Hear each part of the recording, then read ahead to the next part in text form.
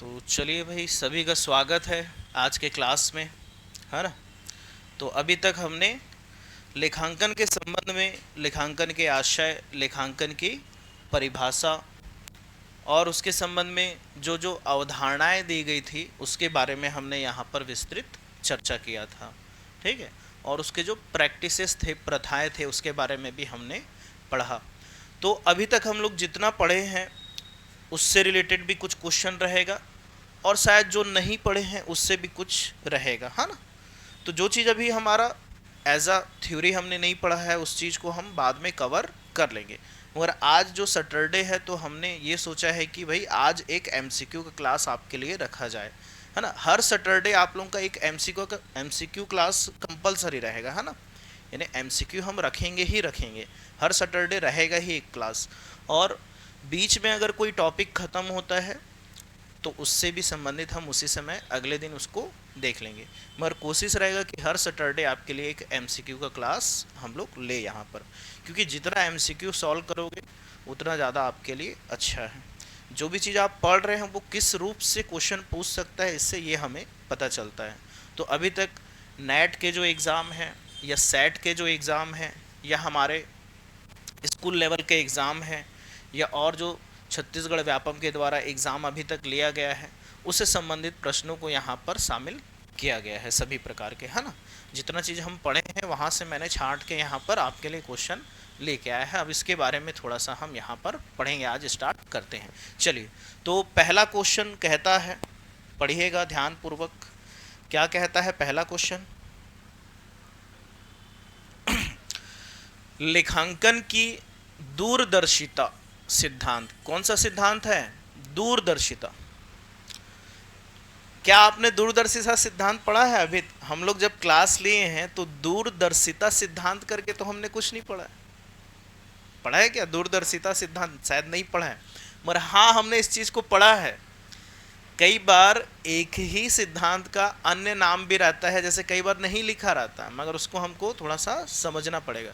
तो यहाँ ध्यान रखिएगा, जो आपने रूढ़िवादिता सिद्धांत पढ़ा है, रूढ़िवादिता सिद्धांत, वही सिद्धांत है ये। ठीक है, देखो ऐसी घुमाएगा एग्जाम में, पढ़ चुके रहोगे मगर क्वेश्चन बनाने समय हमको यही दिक्कत का सामना करना पड़ेगा। ठीक है। तो दूरदर्शिता का सिद्धांत बोले या रूढ़िवादिता का सिद्धांत बोले, दोनों सिद्धांत क्या है? एक है ना। ये चीज हमको ध्यान में रखना है। तो क्या बोलता था रूढ़िवादिता का सिद्धांत? कि जो भी भावी हानि है उसके संबंध में आप लाभ की इच्छा करना छोड़ दीजिए। भावी हानि के लिए आपको क्या करना है? व्यवस्था करके रखना है।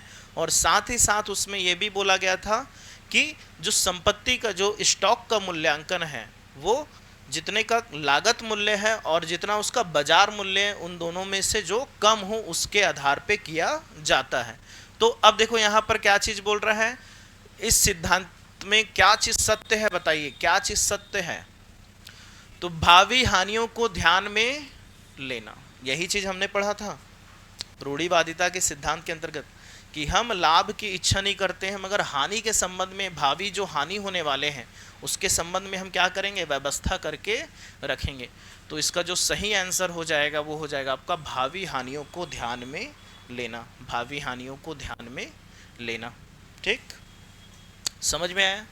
तो लास्ट में हम इसका पीडीएफ आपको दे देंगे जब क्वेश्चन हो जाएगा। तो अभी बस क्वेश्चन को आप देखिए और सॉल्व करने का अपने मन से कोशिश करिए कि भाई ये इसका ऑप्शन ये होगा करके, है ना। चलिए अगले ऑप्शन में हम लोग आते हैं। अगले ऑप्शन में आते हैं। चलिए ये रहा अगला क्वेश्चन आपका। क्या कह रहा है?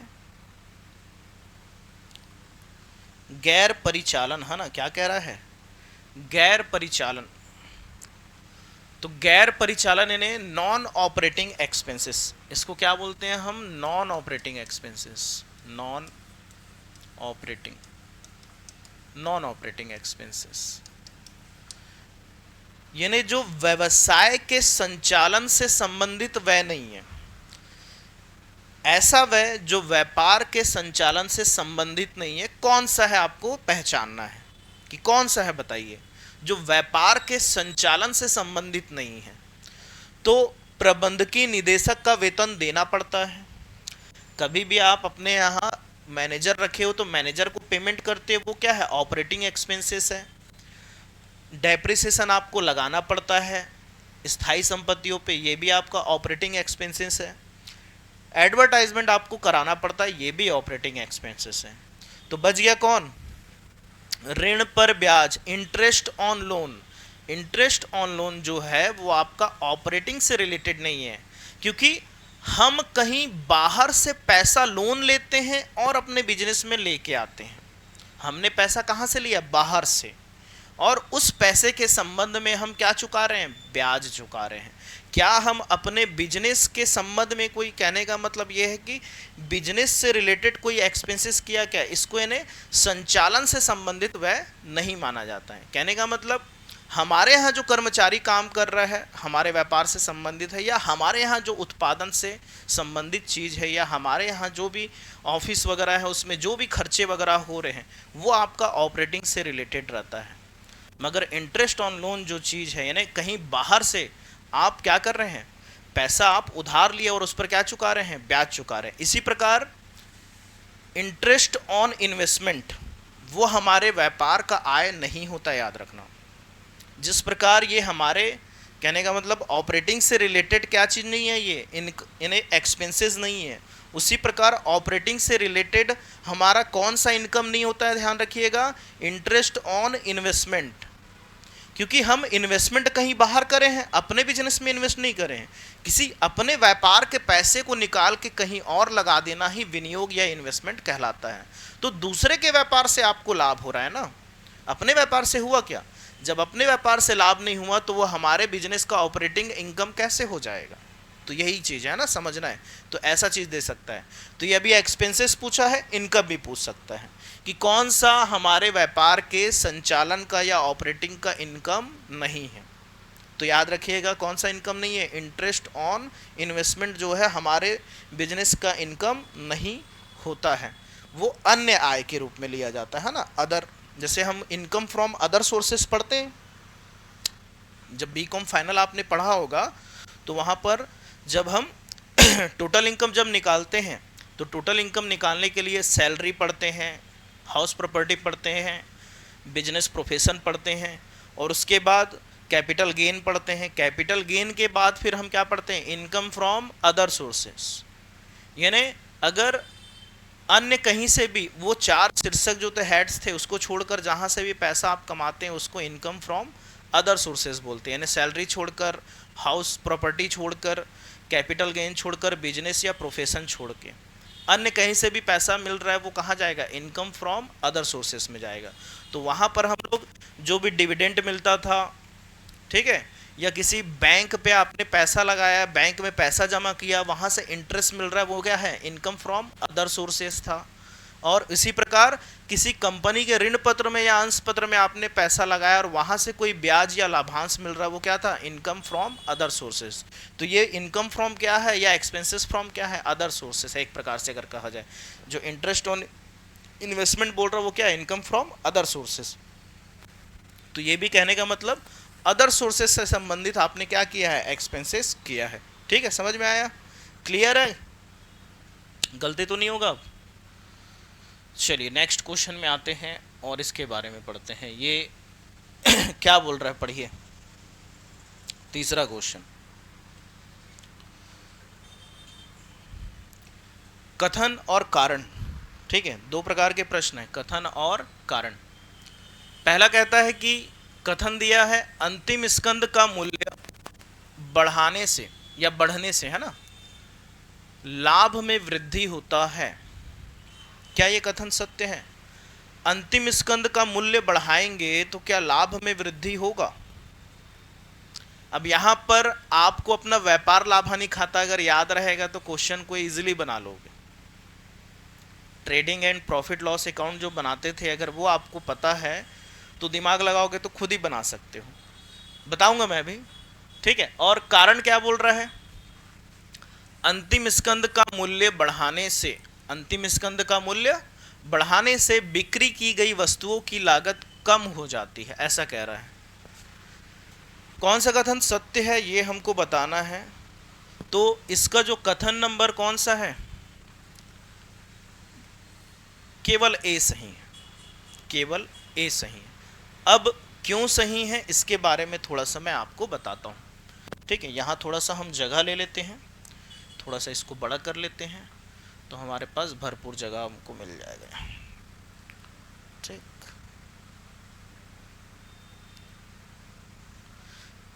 तो देखिए चीज़ें वही चीज़ रहता है जो चीज़ हम पढ़े हैं, मगर उसको पूछने का तरीका अलग अलग रहता है। अब यहाँ पर ध्यान दीजिएगा, हम बनाते हैं अपना trading and profit loss account, profit loss account है ना, व्यापार एवं लाभ हानि खाता हम बनाते हैं।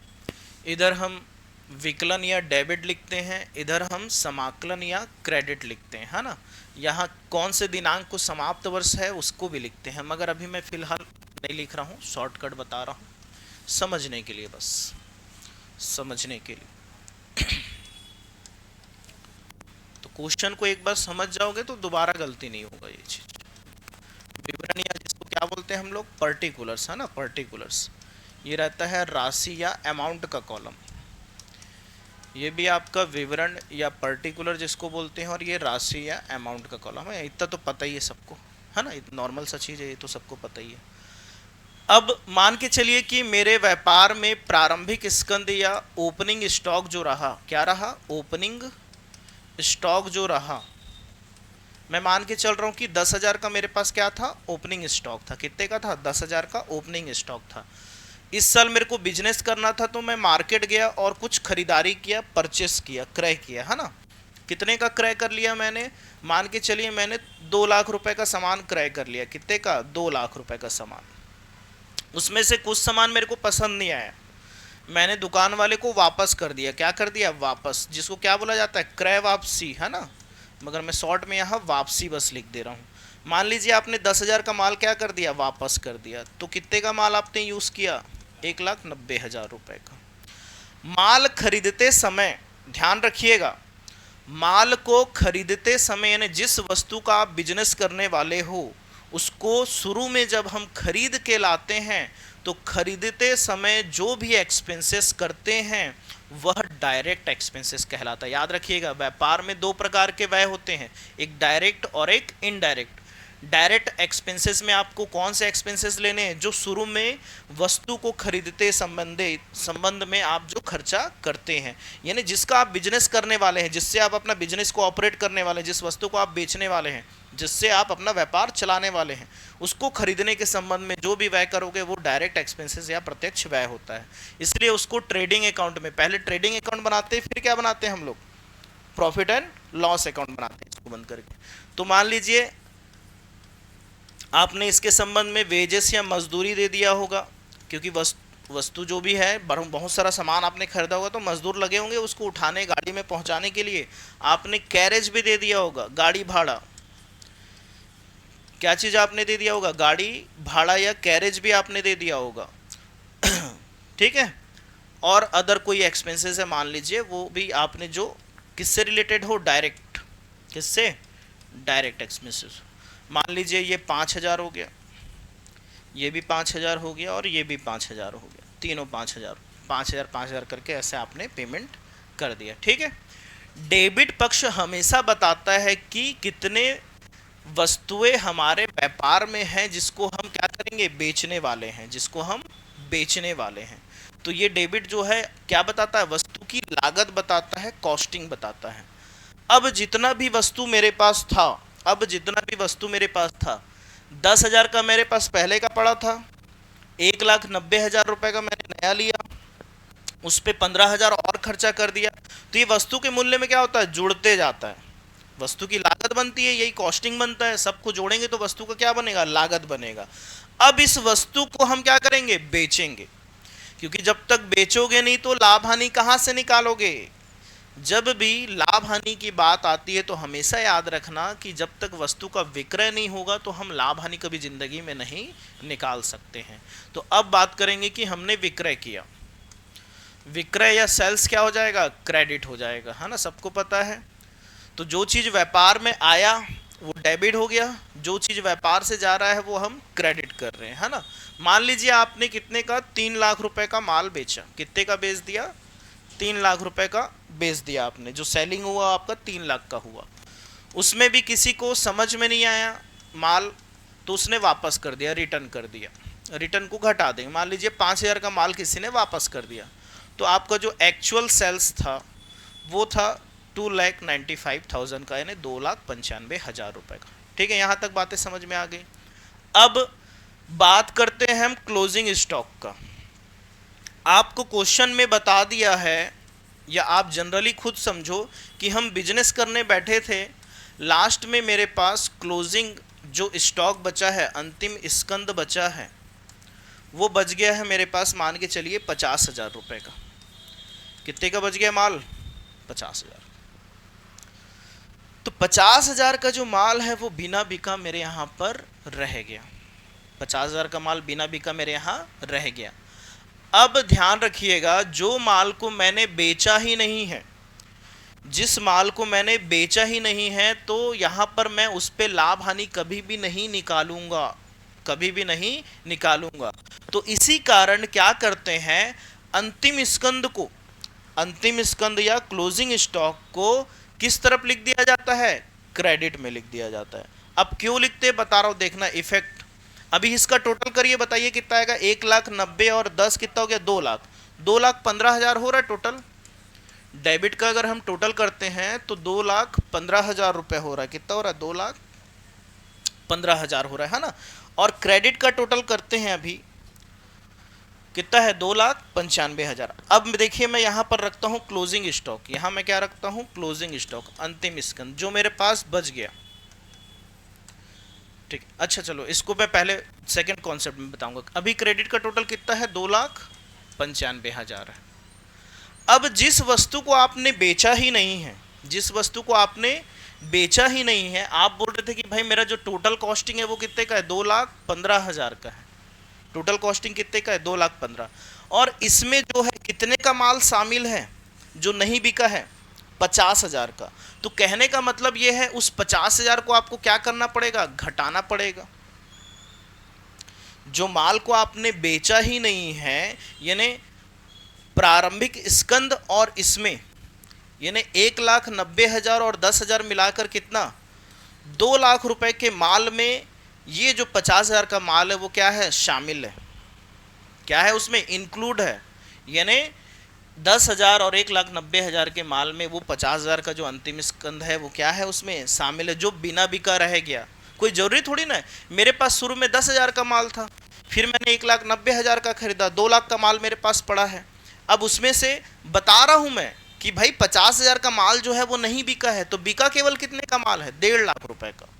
जो बोलना चाह रहा हूं समझ में आ रहा है कि भाई हम जो कैलकुलेशन करते हैं वो कितने पे करना चाहते हैं, 1.5 लाख रुपए पे हम कैलकुलेशन करते हैं।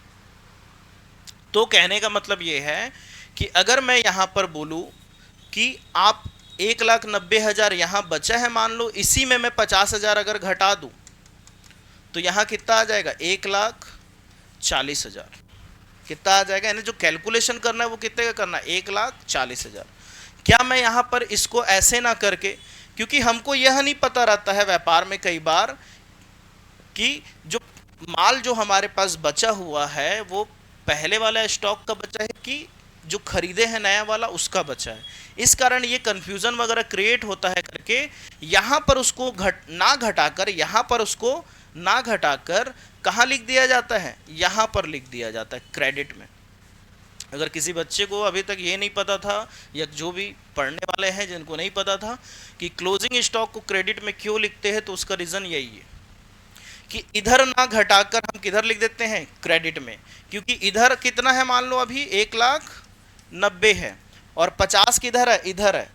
तो डेबिट में क्रेडिट को घटाते हैं या क्रेडिट में डेबिट को घटाते हैं, तो वो एडजस्टमेंट अमाउंट क्या होगा, आपको मिल जाएगा। यानी क्या 1,90,000 में 50 जाएगा तो क्या 1,40,000 आएगा, जो चीज़ हमको चाहिए था, जितने का हम क्या कर रहे थे, बिजनेस कर रहे थे, समझ गए, वही चीज़ है ना यहाँ पर।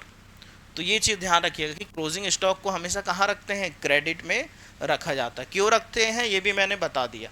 या तो आप यहाँ पर क्रय में घटा सकते हैं और यहाँ अगर नहीं घटाना चाहते हैं तो कहाँ रख दीजिए, क्रेडिट में रख दीजिए। इसी रीजन से क्लोजिंग स्टॉक को कहाँ रखते हैं, क्रेडिट में रखते हैं। ठीक है, समझ में आया, क्लियर हुआ।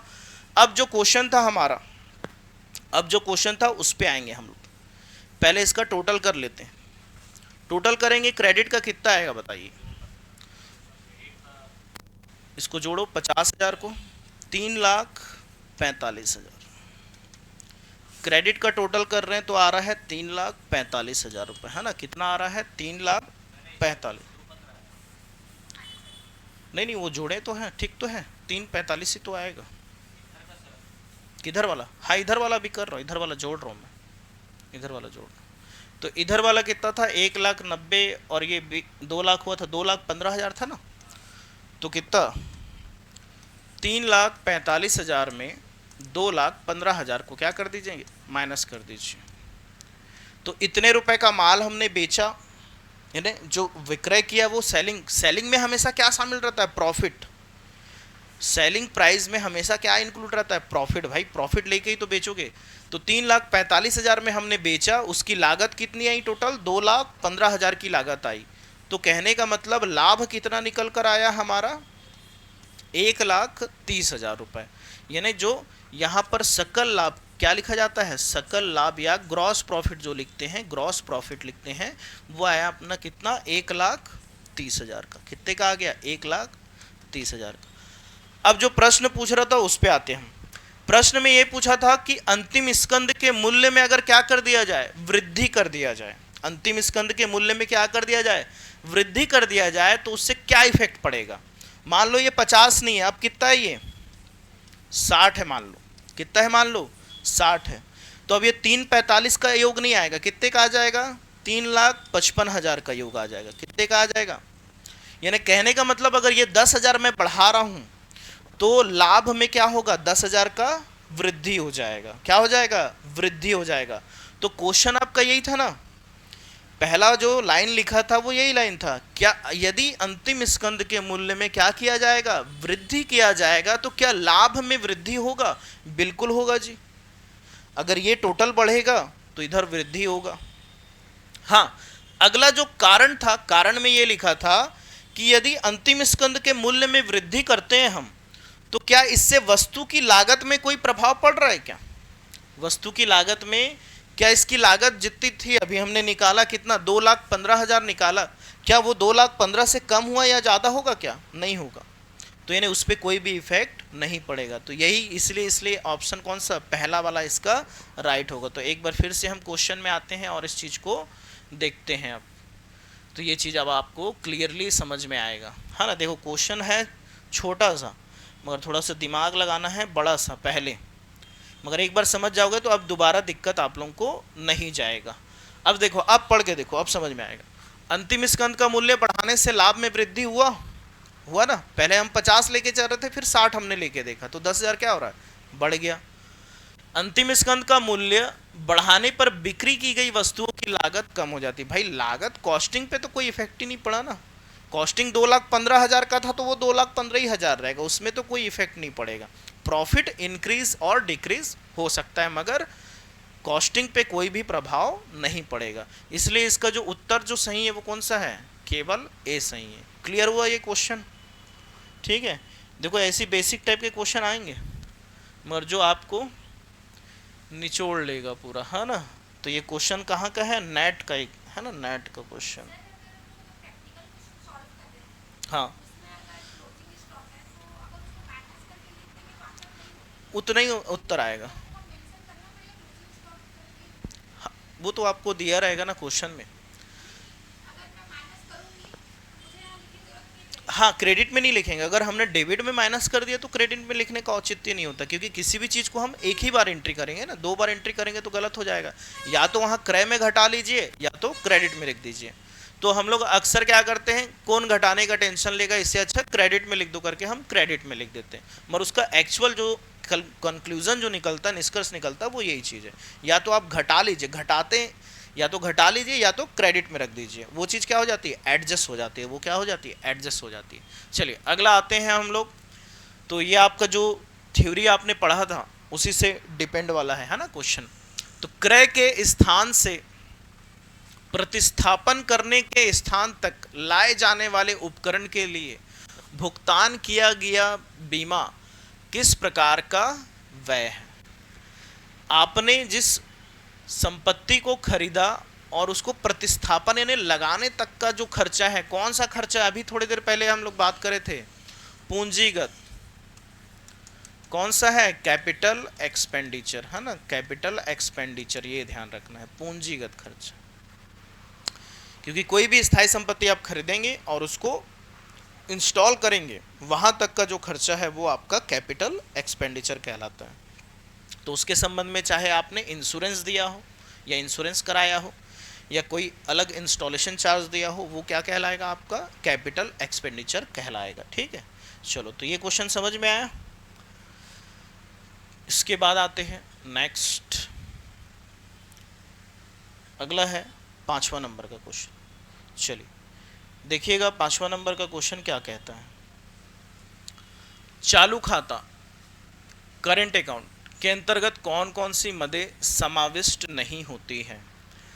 करेंट अकाउंट या कोई सा भी अकाउंट हो, करेंट अकाउंट हो या सेविंग अकाउंट हो या फिक्स्ड अकाउंट हो ना, फिक्स्ड डिपॉजिट अकाउंट हो, 3 प्रकार के बैंक में खाते खोल सकते हैं हम।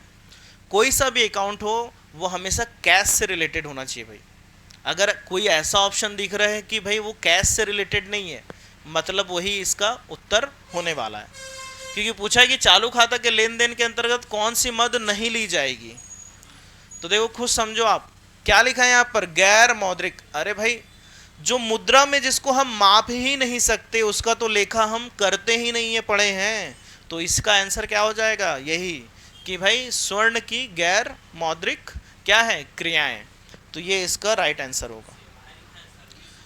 देखो सेवाएं या सर्विस हम लोग लेते हैं, जैसे आप मान के चलिए होटल में जा रहे हैं, खाना खा रहे हैं, ठीक है, या होटल में हमने रूम लिया तो रूम का रेंट वगैरह देना पड़ता है ना, वो भी किस में आ जाएगा? सर्विस में है। वो भले वहाँ वस्तु नहीं बेच रहा है मगर सर्विस तो दे रहा है, उसका पैसा तो ले रहा है वो, है ना। तो उसका एंट्री तो हम करेंगे, वो अपने करेंट अकाउंट में करेगा ना कि भाई आज ये नाम का व्यक्ति ये रूम लिया था, 1 दिन के लिए लिया है या 2 दिन के लिए लिया है, जो भी उतने दिन का पैसा वो पूरा एंट्री करेगा ना उसको, क्योंकि मुद्रा से ही रिलेटेड है। सर्विस जरूरी नहीं कि हमेशा गुड्स ही बेचेंगे, सर्विस भी बेचा जाता है, ठीक है, सर्विस भी बेचा जाता है। तो इसका आंसर हो जाएगा जी। चलिए अब अगला है दिखावा पर प्रतिबंध। दिखावा पर प्रतिबंध की बात कर रहा है ना, जो दिखावा नहीं करना हमको उस पर क्या करता है? कटाक्ष कर रहा है। दिखावा नहीं करना है, उस पर प्रतिबंध कर रहा है, रिस्ट्रिक्शन यहाँ पर लगा रहा है। दिखावा पर प्रतिबंध का कारण क्या है? रूढ़िवादी अवधारणा है, प्रकटीकरण की अवधारणा है, भौतिकता की अवधारणा है, या लेखा पुस्तकों की बकाया है? चलो बताओ, हम लोग पढ़े थे सिद्धांत को, पढ़े हैं। एक पढ़े थे पूर्ण प्रकटीकरण का सिद्धांत, कि भाई चीजों को आप यानी जैसा है वैसा ही शो करना है, आपको गलत जानकारी आपको किसी भी प्रकार का नहीं देना है। यहाँ वही बोल रहा है कि आपको दिखावा नहीं करना है कि मेरे को इस साल 50,000 का लाभ हुआ है तो मैं अपने बिजनेस का लाभ करोड़ रुपए ना दिखा दूं अपना मार्केट में रेपुटेशन जमाने के लिए, है ना। अक्सर लोग यही करते हैं, कई लोग भले उनकी कंपनी की जो स्थिति है वैसी नहीं रहती है, मगर वो दिखाते हैं कि भाई हम बहुत कमा रहे हैं। क्यों? ताकि लोग आकर्षित और ज़्यादा क्या करें, हम पे इन्वेस्टमेंट करें। तो वही बोल रहा है कि आप जो है, आपको जो भी खाता मेंटेन कर रहे हो उसको दिखाना नहीं है, आपको दिखावे की दौर पे आपको नहीं दौड़ना है यहाँ पर, है ना। तो ये कौन सा सिद्धांत है? प्रकटीकरण का अवधारणा, है ना, ये वाला प्रकटीकरण की अवधारणा। देखो ये जो क्वेश्चन जितने बना रहे हैं सारे क्वेश्चन एग्जाम में आए हुए ही क्वेश्चन, चाहे नेट में आया होगा, चाहे स्टेट लेवल के एग्ज़ाम में आया होगा, चाहे जो स्कूल लेवल का एग्ज़ाम है उसमें आया होगा।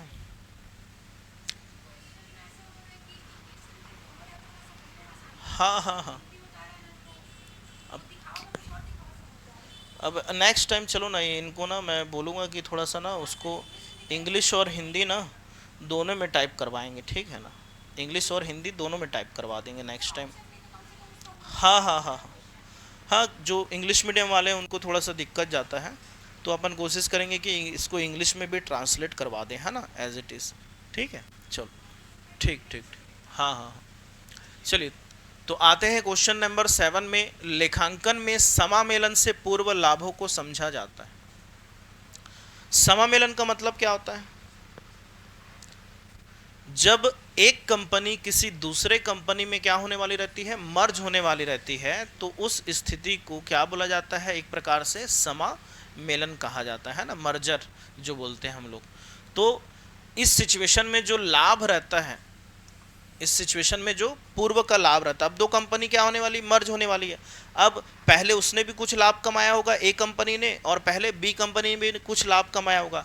अब उस लाभों को यहाँ पर अन्य किस नाम से जाना जाता है या क्या समझा जाता है बोल रहा है, तो इसको आपको ध्यान रखना है। क्या माना जाता है? पूंजीगत संचय, कैपिटल रिजर्व के रूप में इसको क्या करा जाता है? माना जाता है कि ये हमारा पूंजीगत संचय है या कैपिटल रिजर्व के रूप में है, जिसका प्रयोग हम भविष्य में होने वाले जो आकस्मिक घटनाएं हैं उसके लिए हम इसको क्या करते हैं? प्रयोग करते हैं। मगर लाभांश वितरण में इसका प्रयोग नहीं करते हैं, ध्यान में रखिएगा। पूंजीगत संचय का एक क्वेश्चन आया था 2023 के पेपर में कि पूंजीगत संचय का प्रयोग किसके लिए नहीं किया जाता है, तो ध्यान में रखिएगा, लाभांश वितरण में इसका प्रयोग नहीं करते हैं ना। लाभ के वितरण में, यानी शेयर होल्डर ने हमारे कंपनी में पैसा लगाया है, जो भी पूर्वाधिकारी या डिबेंचर होल्डर ने, तो उसको पेमेंट यानी जो डिविडेंड देने के संबंध में इसका यूज़ नहीं करते हैं ना कैपिटल रिजर्व का, ध्यान में रखिएगा। ठीक है, ये क्वेश्चन आया हुआ है कि कैपिटल रिजर्व का जो यूज़ है वो किस में नहीं किया जाता है, तो ध्यान रखिएगा किस में नहीं करते हैं? लाभांश के वितरण में नहीं करते, ध्यान रखिएगा। ठीक है, हाँ। चलिए अगला क्वेश्चन पे आते हैं अपन। नेक्स्ट, ये प्राप्ति भुगतान खाता इंग्लिश में क्या बोलते हैं? किसी को याद है? पढ़े हो आप लोग? रिसिप्ट एंड पेमेंट अकाउंट बोलते हैं ना, रिसिप्ट एंड पेमेंट अकाउंट है ना, रिसिप्ट एंड पेमेंट अकाउंट। प्राप्ति भुगतान खाता है ना, प्राप्ति तथा भुगतान खाता या लेखा, लेखा मतलब खाता ही होता है, किसके द्वारा तैयार किया जाता है?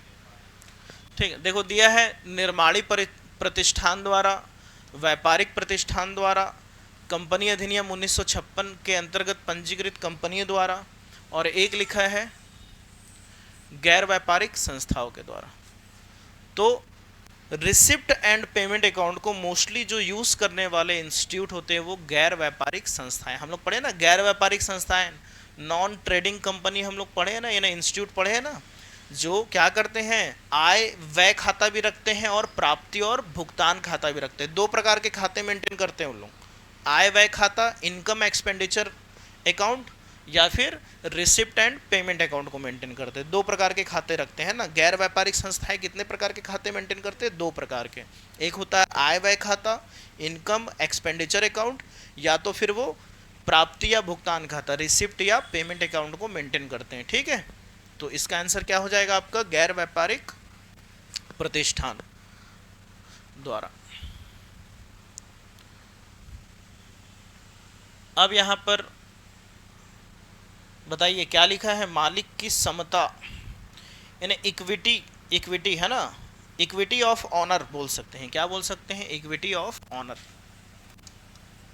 समता का मतलब वही होता है, इक्विटी ऑफ, मालिक मतलब आपका ऑनर। ऑनर के इक्विटी से क्या यहाँ पर मीनिंग निकल कर आता है? इक्विटी, समता पूंजी के बारे में पूछना चाह रहा है आपसे क्वेश्चन। किसके बारे में पूछना चाह रहा है? समता पूंजी के बारे में पूछना चाह रहा है कि समता पूंजी वास्तव में क्या चीज है, समता पूंजी कैसे निकलेगा। अरे कल तो बताया था, इतना सोच रहे हो तुम लोग।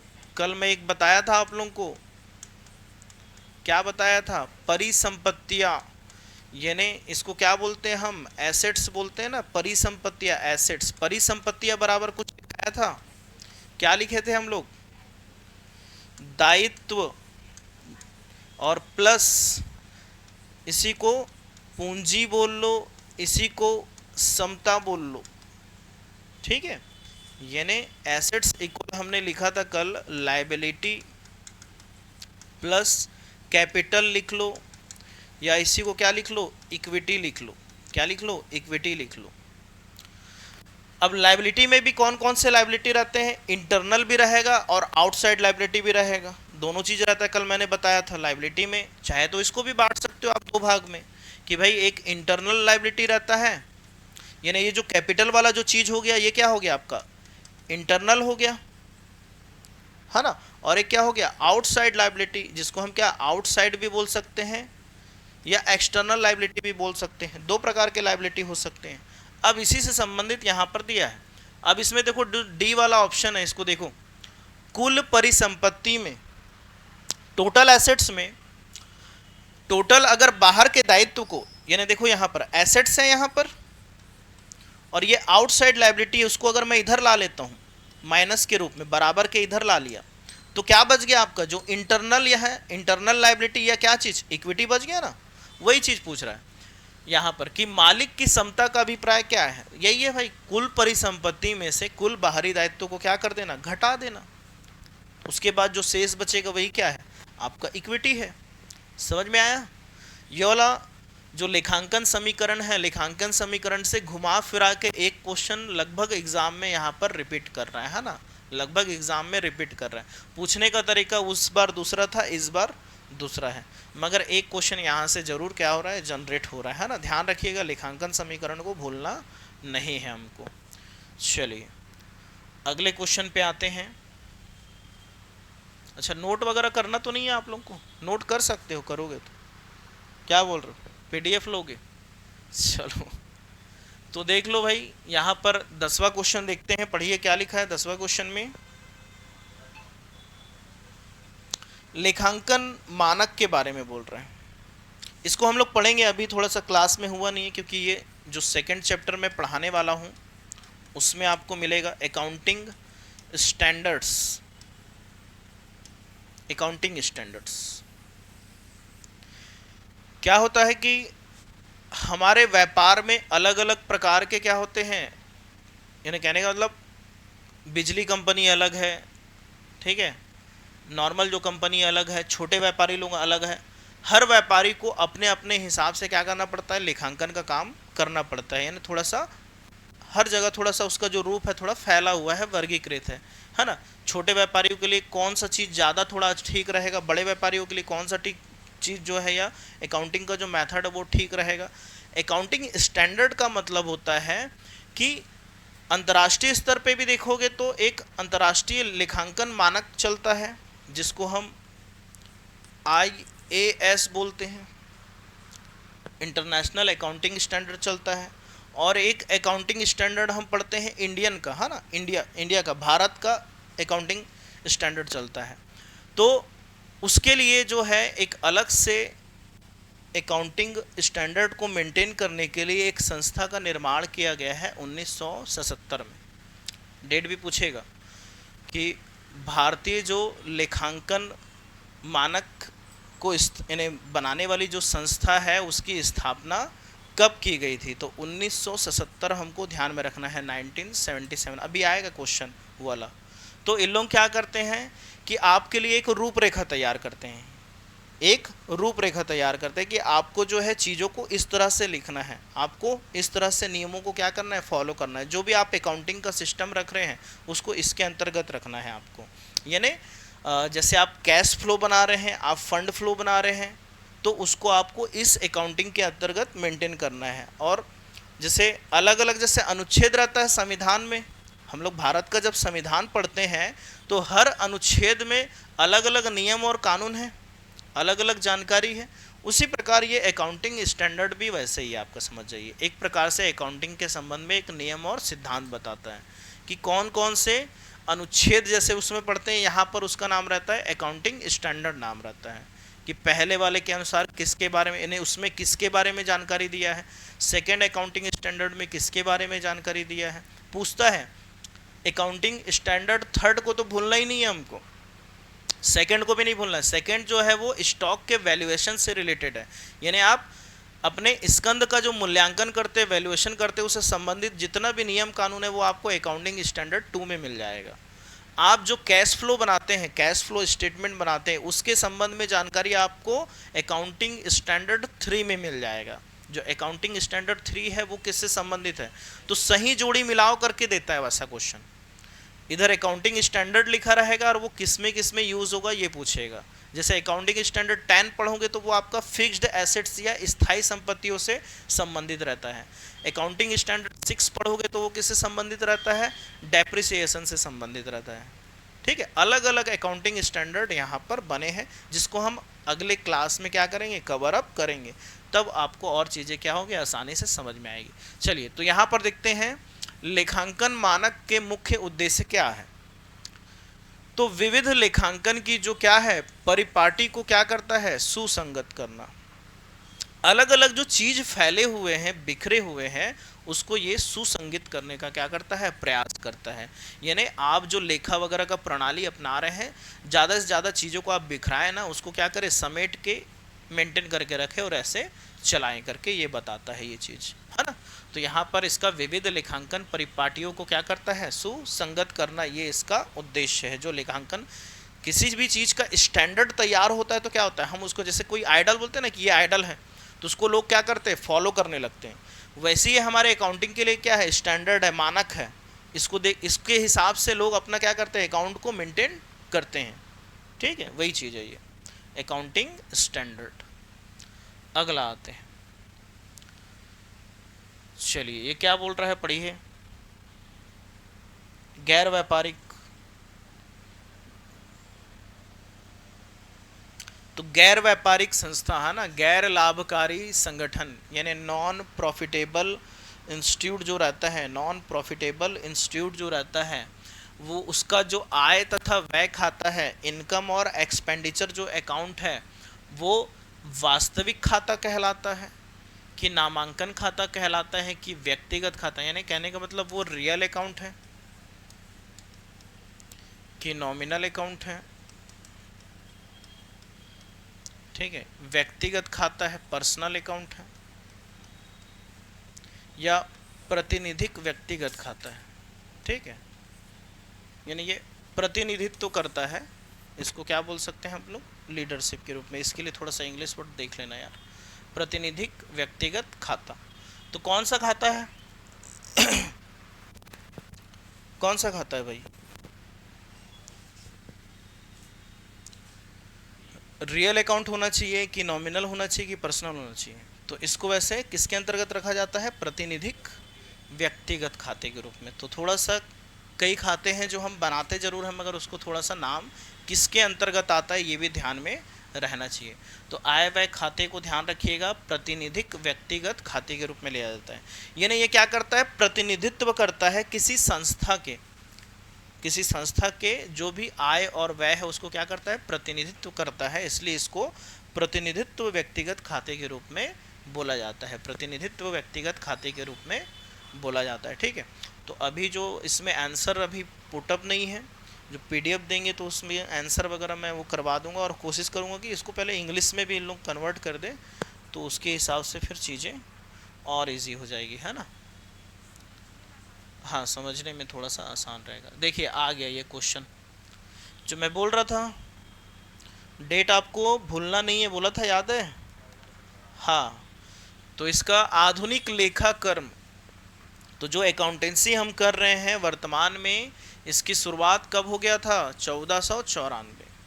कौन किया था, लुकास पेसियोली, है ना, लुकास पेसियोली। और कहाँ के थे ये, इटली। कई बार शहर का नाम पूछ देगा कि भाई लेखांकन का काम जो है सबसे पहले जो है कहाँ स्टार्ट हुआ, तो इटली में स्टार्ट हुआ, है ना। और इसके अंतर्गत आपको क्या याद रखना है, इनका जो बुक का नाम है वो ध्यान रखिएगा, क्या था, दी कंप्यूटिस्ट, है ना, स्क्रिप्चरिस। थोड़ा सा नाम जो है बहुत अटपटा सा है, अब इटली के हैं तो थोड़ा सा नाम इटली टाइप का रहेगा। हम लोग तो इटली को क्या करते हैं, सुबह नाश्ते में खा लेते हैं, है ना। तो चलो वहीं का हम पूरा इटली नाम के देश को खा लेते हैं, ठीक है। तो इसका आंसर होगा 1494, 1494। चलिए अब देखो वही क्वेश्चन आ गया। अगला क्वेश्चन है कि भाई लेखांकन की दोहरा लेखा जो प्रणाली है, प्रविष्टि प्रणाली है, इसका प्रतिपादन किसने किया? अभी थोड़ी देर पहले पढ़े हमने, लुकास पेसियोली, है ना, लुकास पेसियोली। पीछा नहीं छोड़ेगा ये, आएगा एक क्वेश्चन आएगा। चलो अगला क्वेश्चन देखते हैं। नेक्स्ट क्वेश्चन जो हमारा है, तो क्या लिखा है यहाँ पर? लेखा शास्त्र की किस अवधारणा के अनुसार व्यवसाय के स्वामी का अस्तित्व व्यवसाय के अस्तित्व से पूर्णतः पृथक होता है? अरे वाह, ये तो वही वाला क्वेश्चन आ गया जो हम लोग पढ़ रहे थे। व्यापार के अस्तित्व की अवधारणा पढ़े थे, याद है किसी को? चालू व्यवसाय की अवधारणा या अस्तित्व की अवधारणाएं ध्यान है किसी को? कि मैं बताया था कि व्यापार के स्वामी का अस्तित्व उसके व्यापार से क्या होता है, मालिक का जो अस्तित्व रहता है पृथक रहता है। मगर वैधानिक रूप में अगर हम देखते हैं, वैधानिक रूप में देखते हैं तो एकाकी व्यापार और साझेदारी व्यापार में पृथक पृथक नहीं होता है, मगर कंपनी के दशा में होता है ना। तो यहाँ पर ये जो अवधारणा है किसको बताता है? व्यवसायिक अस्तित्व की अवधारणा को बताता है। तो लेखा शास्त्र की किस अवधारणा के अनुसार, देखो जो चीज पढ़े वही क्वेश्चन है ना, वैसे ही मिलेगा। अगला आते हैं, व्यवसाय की किस, क्या लिखा है पढ़िए,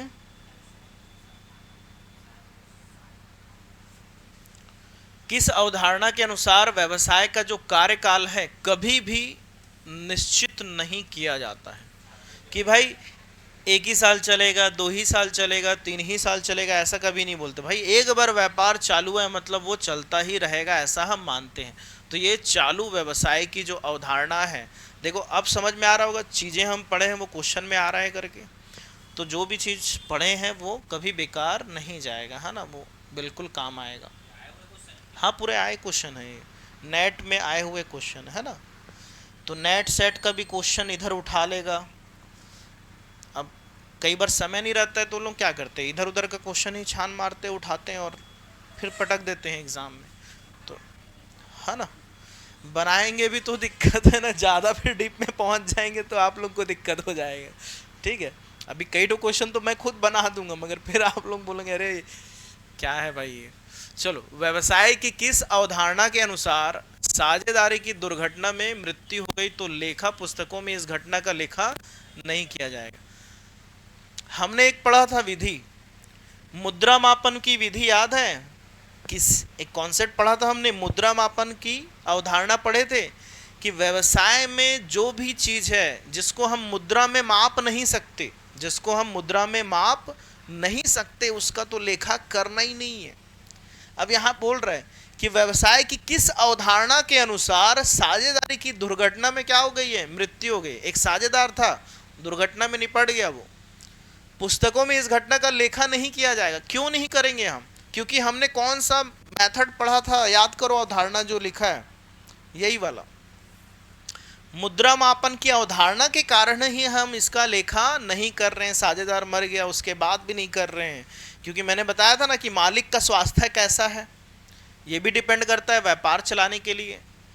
क्या नीति हम अपनाएंगे वो भी डिपेंड करता है, व्यापार के लिए जरूरी है, जरूरी तो है मगर उसको मुद्रा के रूप में माप नहीं सकते। और जिस भी चीज को मुद्रा में नहीं माप सकते उसका लेखा पुस्तकों में हम क्या नहीं करते, एंट्री नहीं करते हैं।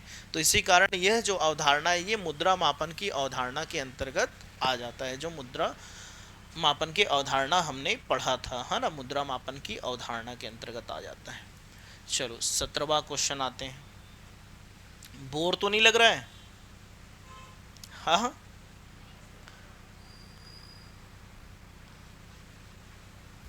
चलो। तो लेखांकन की किस अवधारणा के अनुसार व्यवसाय में होने वाले प्रत्येक वित्तीय लेन देन का प्रभाव दो खातों पर पड़ता है? हमने पढ़ा था द्विपक्षीय अवधारणा, क्या बायलेटरल पढ़ा था ना, बायलेटरल कॉन्सेप्ट हमने, ये है द्विपक्षीय अवधारणा। तो इसका जो राइट आंसर हो जाएगा वो द्विपक्षीय अवधारणा या बायलेटरल कॉन्सेप्ट जो हमने पढ़ा है वो हो जाएगा इसका, कि हर एक व्यवहार का जो है दो प्रभाव पड़ता है, दो पक्षों पे प्रभाव पड़ता है, इसको हमने पढ़ा था लास्ट टाइम, है ना। चलिए क्वेश्चन नंबर 18 देखते हैं, 18 के अंतर्गत क्या पूछ रहा है।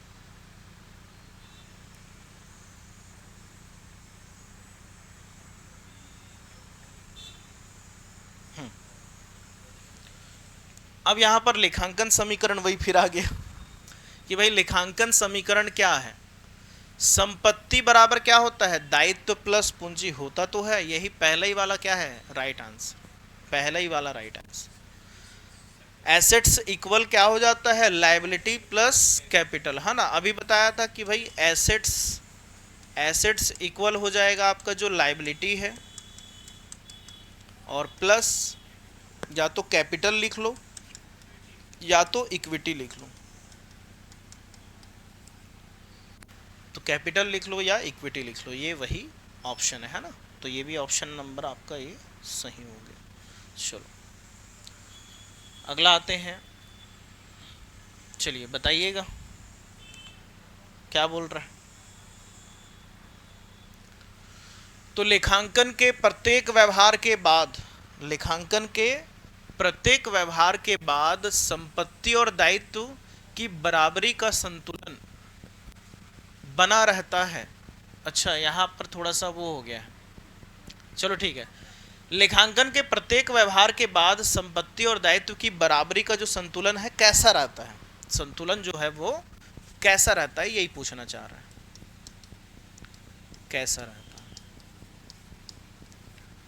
हमने क्या पढ़ा है हमेशा कि जितना संपत्ति होगा उतना क्या होगा, दायित्व होगा, यानी लायबिलिटी होगा। जितना एसेट्स है उतना लायबिलिटी, जितना डेबिट है उतना क्रेडिट होगा, यही रूल्स तो हमने पढ़ा है।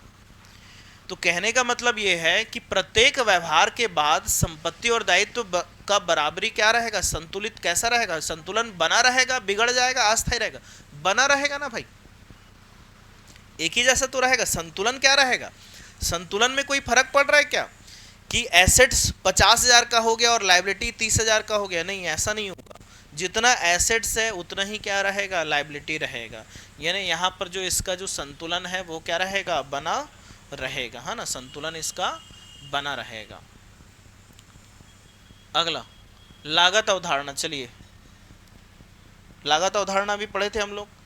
क्या था लागत अवधारणा जो पढ़े थे हम लोग, कि लागत अवधारणा यह बताता है कि व्यापार में जिस वस्तु का भी क्रय किया जाता है, जिस वस्तु का भी क्रय किया जाता है या संपत्ति का क्रय किया जाता है, उसको कौन से मूल्य पे लिखते हैं हम, लागत मूल्य पे ही दर्शाना रहता है, ना कि बाजार मूल्य, ना कि उचित मूल्य के आधार पे।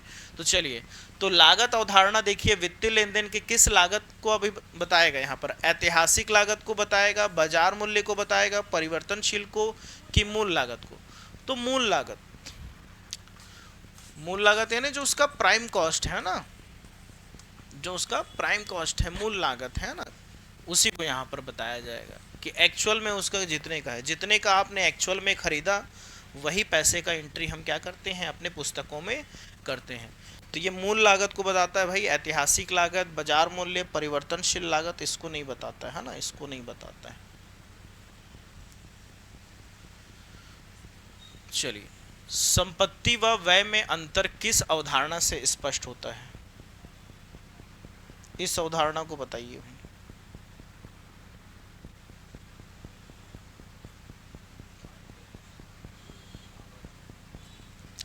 संपत्ति और व्यय में अंतर, एसेट्स में और इनकम में जो डिफरेंसेस है वो कौन से अवधारणा से हमको समझ में आते हैं, कि ये एसेट्स और इनकम में जो अंतर है बोल रहा है किस अवधारणा से स्पष्ट होता है। लागत अवधारणा से तो हो नहीं सकता। मुद्रा मापन की अवधारणा, जिस भी चीज को हम मुद्रा में माप सकते हैं वो मुद्रा मापन की अवधारणा है। मगर यहाँ पर संपत्ति और व्यय का बोला है जो, तो इसका जो सही उत्तर होना चाहिए वो चालू व्यवसाय की अवधारणा, यानी जो व्यवसाय जो है इस अवधारणा के अंतर्गत क्या होता है, व्यवसाय निरंतर चलता ही जाता है। इस अवधारणा के अनुसार व्यवसाय जो है निरंतर चलता ही जाता है। और इसके अंतर्गत ध्यान रखिएगा कि संपत्ति और व्यय में अंतर को इसी अवधारणा के अंतर्गत बताया जाता है कि संपत्ति कौन सा रहेगा और व्यय कौन सा रहेगा। व्यापार चलते चलते कितनी संपत्ति खरीदने हैं, किस पे व्यय करना है, वो इसी के अंतर्गत क्या किया जाता है, डिसाइड किया जाता है, इसी अवधारणा के अंतर्गत उसको लिया जाता है। अगला चलिए पढ़ें क्वेश्चन, क्या लिखा है, थोड़ा इधर कर देते हैं, रुको इसको तो उससे अपने को और दिक्कत नहीं होगा। पढ़िए क्या लिखा है।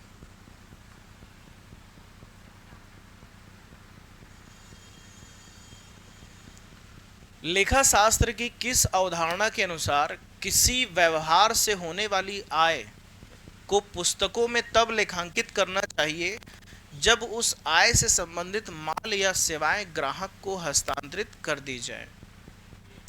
तो ये वसूली अवधारणा है कि सत्यापन की अवधारणा है, द्विपक्ष की अवधारणा है या लागत की अवधारणा। देखो, अगर आपने पढ़ा होगा ध्यान से सेंटेंस तो समझ में आ गया होगा कि भाई जब हम वसूल कर रहे हैं जिस तारीख पे, यानी एक हम पीरियड वाला पढ़े थे ना, अवधि वाला, अवधि वाली अवधारणा, ये लगभग वैसे ही है। वसूली अवधि जो था वही है यहाँ पर, कि लेखा शास्त्र की किस अवधारणा के अनुसार किसी व्यवहार से होने वाली आय को पुस्तकों में तब लेखांकित कर देना चाहिए जब उस आय से संबंधित माल या सेवाएं ग्राहक को हस्तांतरित कर दी जाए। तो ये वसूली अवधारणा के अंतर्गत यहाँ पर आएगा, वसूली अवधारणा के अंतर्गत है। चलो, ये आ गया, ये क्वेश्चन जो आता है आपका, है ना, फेवरेट क्वेश्चन। क्या बोल रहे हैं यहाँ पर, पढ़िए क्वेश्चन में। लेखांकन की किस प्रथा के अनुसार व्यवसाय में राहित्य का जो मूल्यांकन है लागत मूल्य और बाजार मूल्य जो दोनों में कम हो पर किया जाएगा। पढ़े थे हम लोग इसको, कौन सी है, रूढ़िवादी की प्रथा, रूढ़िवादिता की प्रथा। तो ये प्रथा आपको ध्यान में रखना है, उसी के अंतर्गत इसको हमने पढ़ा था। चलिए आगे चलते हैं, अगले उस पे चलते हैं।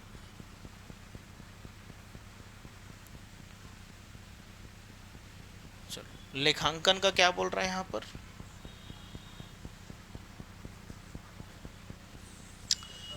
स्वत्व, लेखांकन का स्वत्व अवधारणा लागू होती है। स्वत्व का मतलब होता है ने अपने से संबंधित या स्वयं से संबंधित। अब यहाँ पर देखो क्या चीज, वर्ड जो है जो स्वयं से संबंधित लग रहा है। सिंपल सा चीज, एकल स्वामित्व वाली संस्था पर साझेदारी में 2 या 2 से अधिक लोग हो जाएंगे, संयुक्त स्कंद वाले प्रमंडल में भी बहुत लोग हो जाएंगे। तो कहने का मतलब है एकल स्वामित्व वाली संस्था जो है स्वत्व अवधारणा पर लागू होती है, खुद की अवधारणा पर लागू होती है, एक ही व्यक्ति चलाने वाला होता है, तो स्वत्व हो जाएगा। चलो अब यहां पर देखिए क्या लिखा है।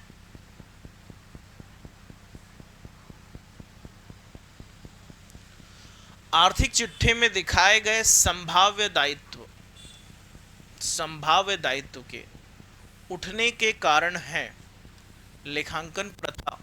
कौन सी लेखांकन प्रथा के अंतर्गत यानी हम ये चीज सोचते हैं कि संभाव्य दायित्व का क्या किया जाए, निर्माण किया जाए। संभाव्य दायित्व मतलब जो हानियों, यहां पर आपको घुमा फिरा के वही संभावित मतलब क्या कि पैसा डूब जाएगा, रिजर्व कर लो। किसमें पढ़े थे, रूढ़िवादिता, है ना। तो ले दे के ये आपको कहाँ घुमाने की कोशिश कर रहा है, रूढ़िवादिता में ही ले जाने की प्रयास कर रहा है। संभाव्य दायित्व ने जो पॉसिबिलिटी है लाइबिलिटी की होने की, है ना, उसके संबंध में बोल रहा है। तो इसको भी हमने पढ़ा था, रूढ़िवादिता के अंतर्गत ही इसको हमने पढ़ा था। अगला, वसूली अवधारणा कब लागू हो जाती है। वसूली अवधारणा कब लागू हो जाती है। जाहिर सी बात है जब माल की क्या हो जाए, सुपुर्दगी हो जाए। वसूली अभी पढ़े थे थोड़ी देर पहले, एक क्वेश्चन आया था उसमें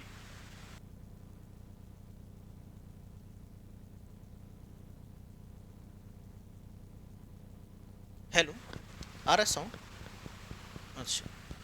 तो यहां पर कह रहा है वसूली अवधारणा कब लागू होती है, तो जब ग्राहक को माल की सुपुर्दगी किया जाए।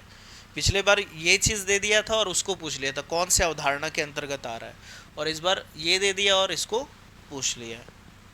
चलिए नेक्स्ट क्वेश्चन आते हैं, क्या लिख रहा है। संपत्तियों में दीर्घकालीन विनियोजन किस अवधारणा का परिणाम है। जो संपत्तियों में क्या कर,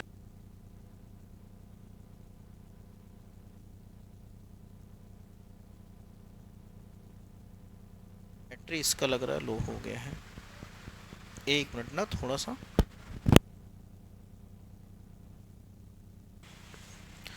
चलिए तो कंटिन्यू करते हैं क्लास। तो संपत्तियों में दीर्घकालीन विनियोजन किस अवधारणा का परिणाम है? तो किस अवधारणा का परिणाम है दीर्घकालीन विनियोजन? यानी बहुत अधिक समय के लिए आप क्या कर रहे हैं, विनियोजन कर रहे हैं, है ना। तो यहाँ पर लागत है कि उपार्जन है कि एकरूपता है कि चालू है? दीर्घकालीन विनियोजन कर रहे हैं, बहुत अधिक समय के लिए अगर आप यहाँ पर इन्वेस्टमेंट कर रहे हैं, मतलब वो किससे रिलेटेड रहेगा? चालू व्यवसाय की अवधारणा से रिलेटेड रहेगा यहाँ पर, है ना। तो संपत्तियों में दीर्घकालीन हम विनियोजन कर रहे हैं, मतलब वो चालू व्यवसाय। आते हैं अगला, देखते हैं इसके बाद। तो देखो, जो चीज़ पढ़े हो लगभग वही वही चीज़ आपको यहाँ पर मिल रहा है। इससे आपको ये पता चल रहा होगा कि जो चीज़ हम लोग पढ़े हैं वो यूज़फुल कितना है ना। वहाँ से कैसे प्रश्न जनरेट हो रहे हैं। रूढ़िवादिता की प्रथा फिर आ गया, तो ये तो आपको पता ही है कि संभावित भावी हानियों की व्यवस्था अवश्य करना है, ये बोलता है इसमें, है ना। भावी हानि जो है उसकी व्यवस्था करने के लिए कहता है। आगे चलते हैं। सामान्य स्वीकृत सिद्धांतों के आधार हैं। नहीं, हम लोग पढ़े हैं इसको, जो आधारभूत सिद्धांत पढ़े थे। आधारभूत, उसका आधारशिला है करके उस दिन क्लास में हम लोग पढ़ रहे थे। तो किसको बोला जाता है? मान्यताओं को बोला जाता है। किसको बोला जाता है? हाँ, सामान्यतः स्वीकृत सिद्धांतों का जो आधार है वो क्या है? मान्यताएं या प्रथाएं जो पढ़ रहे थे ना हम लोग, प्रैक्टिसेस। प्रैक्टिसेस के बारे में जो पढ़ रहे थे, अलग अलग प्रैक्टिसेस जो पढ़ रहे थे, वही चीज़ है ये। तो यहाँ पर जो इसके लिए सही शब्द जो है, स्वीकृत सिद्धांतों का जो आधार है, आधार जो है बोलेगा, तो इसको आपको ध्यान रखना है, मान्यताएं, या इसी को क्या बोल सकते हैं? प्रथाएं करके, है ना, प्रथा करके, या जिसको हम प्रैक्टिस बोल रहे थे। क्या बोल रहे थे? प्रैक्टिस बोल रहे थे। ये इसके अंतर्गत आ जाएगा। अगला आते हैं क्वेश्चन नंबर, ये बढ़िया है, चलो पढ़ो। क्या लिख रहा है? एक कंपनी ने नई मशीन खरीदने के तत्पश्चात उस मशीन को फैक्ट्री में स्थापित करने हेतु कितने का व्यय कर दिया? 10,000 का। तुरंत खरीदा है और तुरंत 10,000 रुपये उसको स्थापित करने में क्या कर रहा है? व्यय कर रहा है। तो यह व्यय कैसा व्यय होगा? पूंजीगत होगा। यानी यहाँ से ये क्लियर हो गया कि ये पूंजीगत व्यय है। कैसा व्यय है? पूंजीगत व्यय, है ना, पूंजीगत व्यय है। चलिए अगला देखते हैं। प्रारंभिक व्यय किस प्रकार का व्यय है? बताइए। प्रिलिमिनरी एक्सपेंसेस जिसको बोला जाता है, ये जो प्रारंभिक व्यय है इसको बोला जाता है प्रिलिमिनरी एक्सपेंसेस। अभी क्लास जब स्टार्ट हुआ था उस समय हम लोग इसी के बारे में स्टार्ट करें हैं। क्या होगा?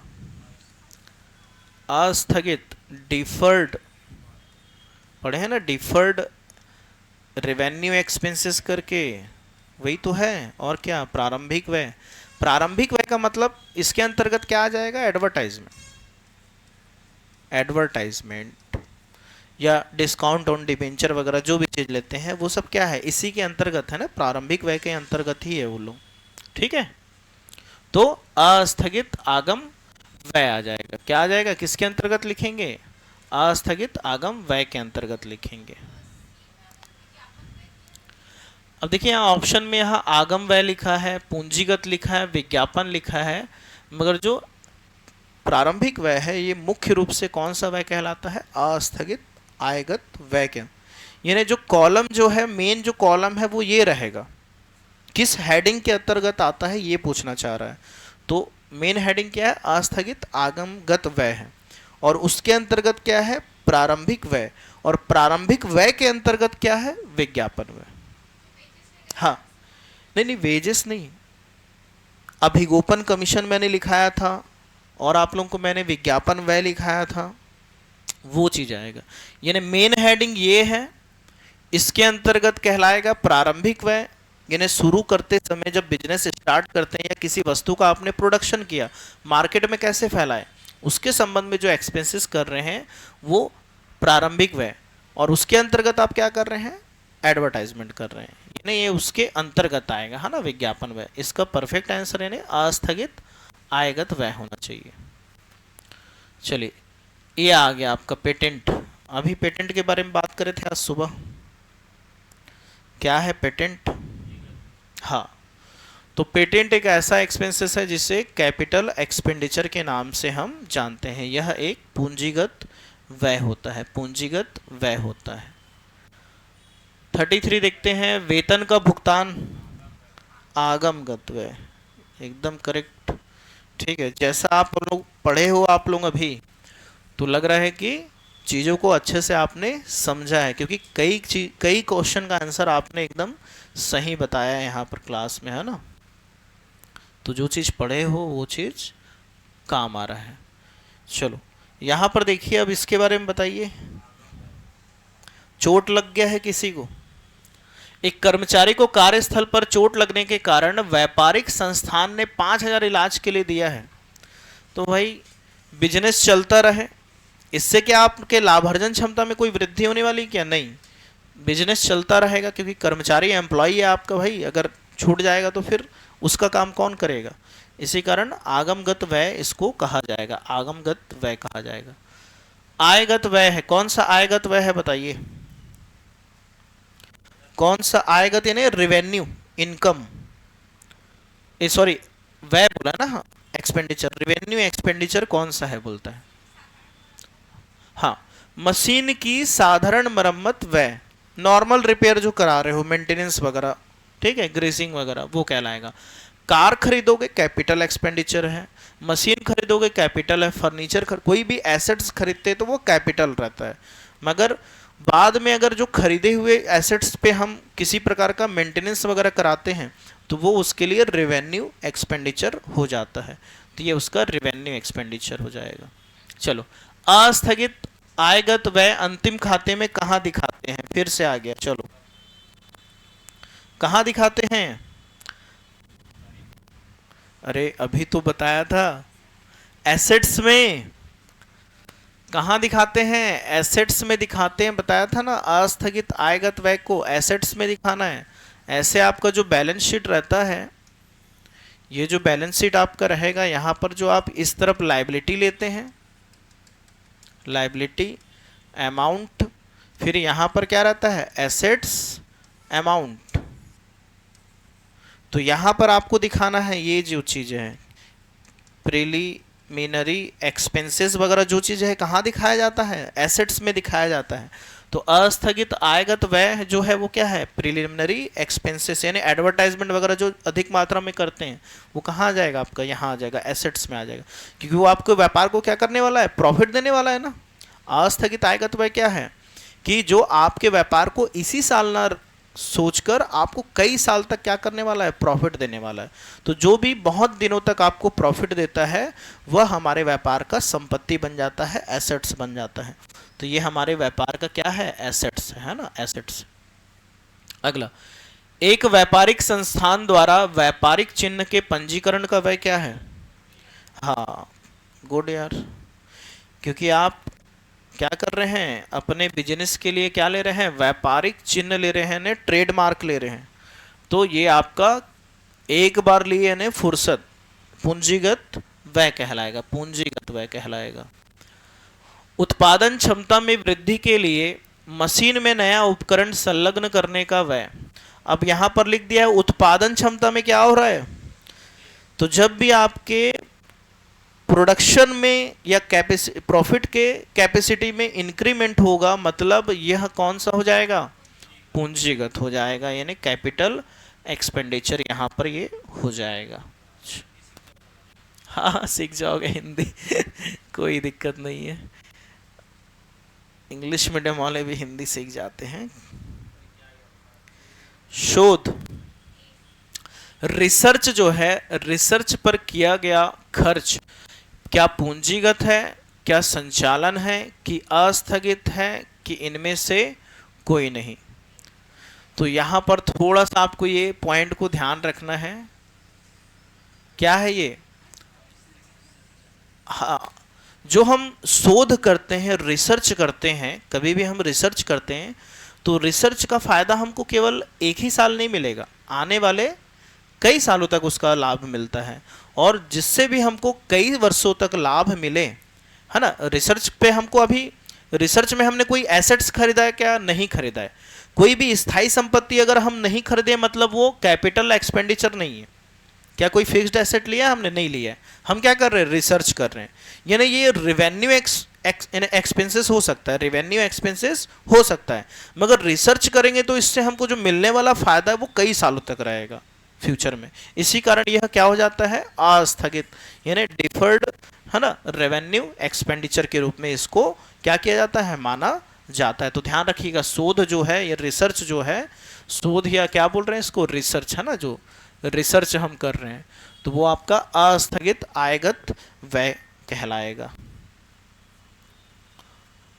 अगला है, निम्नलिखित में से कौन सी क्रिया फर्म की नकदी के दुर्विनियोजन की ओर नहीं ले जाएगी? कौन सा ऐसा चीज है जो फर्म के नकदी यानी कैश को क्या नहीं करेगा? दुर्विनियोजन। कहने का मतलब है कौन सा ऐसा चीज है जो सही विनियोजन को नहीं बताएगा, ऐसा बोल रहा है। यानी जिसका दुरुपयोग, ऐसे इसके लिए ना आप ये लिख लो, दुरुपयोग, दुरुपयोग, ठीक है, उससे थोड़ा इजी वर्ड। यानी कौन सा ऐसा ऑप्शन है जो वो दुरुपयोग को नहीं बता रहा है, दुरुपयोग की ओर नहीं ले जा रहा है। जैसे अगर मैं बोलूं रोकड़ बही की प्राप्तियों को कल्पित प्रविष्टि, कल्पित मतलब होता है कल्पना, कल्पित का मतलब होगा कल्पना, यानी जो हम एज्यूम करते हैं, क्या करते हैं? एज्यूम करते हैं ना अपने दिमाग में चीजों को। आप कभी भी एज्यूम वाले चीजों को, हम मैथ्स नहीं पढ़ रहे हैं ना, हम मैथ्स नहीं पढ़ रहे कि यहां पर हम माना यह x है, माना ये y है, ऐसा नहीं कर सकते, है ना। जो चीज रियल में है उसी को यहाँ पर लिखा जाता है, जैसा तथ्य जैसा है वैसा हमको लिखना है। तो यहाँ कल्पना के बाद जहां भी हो रही होगी, यहाँ भी देखिए कल्पना कर रहा है, तो जहां जहां कल्पना है वो वाला ऑप्शन तो काट ही दो कि भाई कल्पना हमें नहीं करना है, ठीक है। वास्तविकता में प्राप्त राशि से कम राशि, भाई 2000 मिला है तो 2000 का ही एंट्री करूंगा, मैं 1500 का क्यों करूं जानबूझ के, ठीक है। मैं 1500 का एंट्री क्यों करूंगा, गलती क्यों करूंगा? हाँ, तो ये भी ऑप्शन क्या हो जाता है? यहां पर गलत हो जाता है, यानी हम दुरुपयोग नहीं करेंगे भाई चीजों का। यह ऑप्शन यही कहना चाहता है कि ऐसा कौन सा विकल्प है जो दुरुपयोग नहीं हो रहा है। कहने का मतलब जो सही तरीके से हम क्या चीज कर सकते हैं। एक पहला जो चीज है, प्राप्त हुई किसी नगद राशि की प्रविष्टि को जानबूझकर छोड़ देना। अगर आपको नगद में कहीं से पैसा मिला, मान के चलिए उसको, क्योंकि नगद जो चीज मेरे को मिला है, अगर मैं उसकी एंट्री नहीं भी करता हूं, एक प्रकार से नहीं भी करता हूं, तो क्या मेरे को लॉस होगा? क्या, पैसा तो आ गया मेरे पास। वही चीज है ये कि जानबूझकर अगर हम उस प्रविष्टि को नहीं कर रहे, जानबूझकर, मालूम है कि शायद क्या पता मैं इसको शो कर दूंगा तो मेरे व्यापार को घाटा हो जाए या किसी अन्य प्रकार का समस्या को मेरे को सामना करना पड़ जाए, तो इस चीज को मैं क्या करता हूं? छोड़ देता हूं। पैसा तो मिल गया है, छोड़ दो भाई इसको। तो ये चीज है यहां पर, प्राप्त हुई किसी नगद राशि की प्रविष्टि को जानबूझकर छोड़ देना। तो बाकी कल्पना वगैरह वाला जो चीज था वो तो गलत ऑप्शन हो जाएगा सीधा। चलो 41 पे आते हैं, ज्यादा क्वेश्चन नहीं, 10 क्वेश्चन और रह गए हैं। तो निम्नलिखित में से क्या बोल रहा है? निम्नलिखित में से कौन सा कथन सत्य है? तो नहीं दिख रहा होगा तो थोड़ा सा और इसको बड़ा कर देते हैं। चलो, निम्नलिखित में से कौन सा कथन सत्य है, आपको यहां पर बताना है कौन सा कथन सत्य है। चलिए पढ़ें। तो इसमें देखिए पहला ऑप्शन जो लिखा है, पूंजीगत व्यय किसी भी संस्था की लाभदायकता को प्रभावित नहीं करता। अरे गलत बात बोल रहे हैं।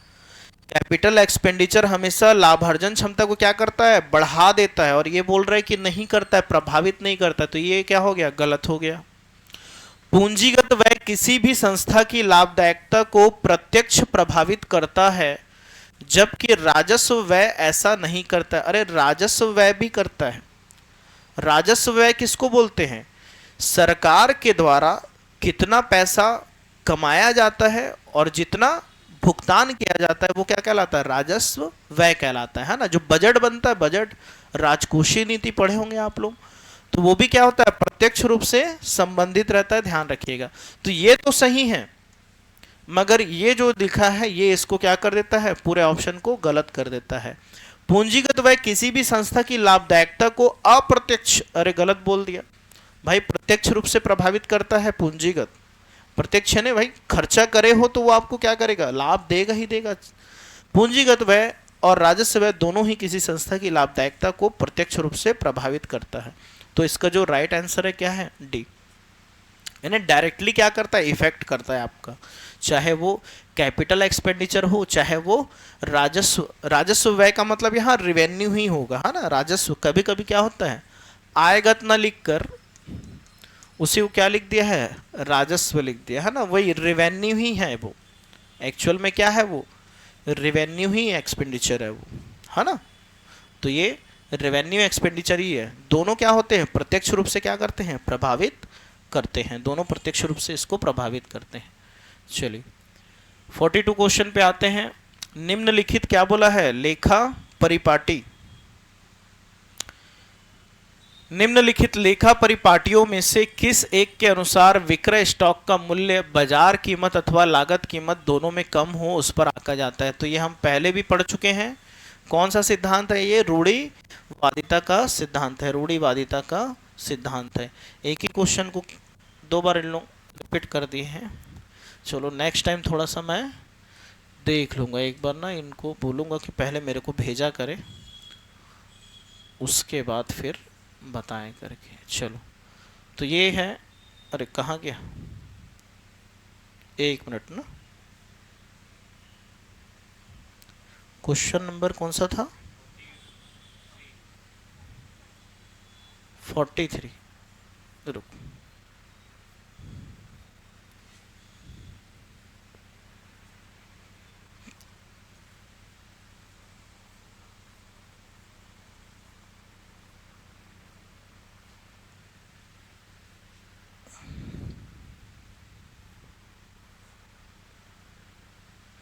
इसके बाद था जी।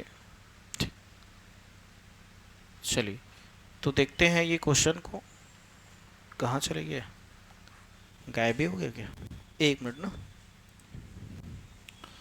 तो चलिए आते हैं ऑप्शन में। तो सुमेलित करना है इस बार। सूची 1 को सूची 2 से, यानी लिस्ट 1 को लिस्ट 2 से आपको क्या करना है? मिलाना है।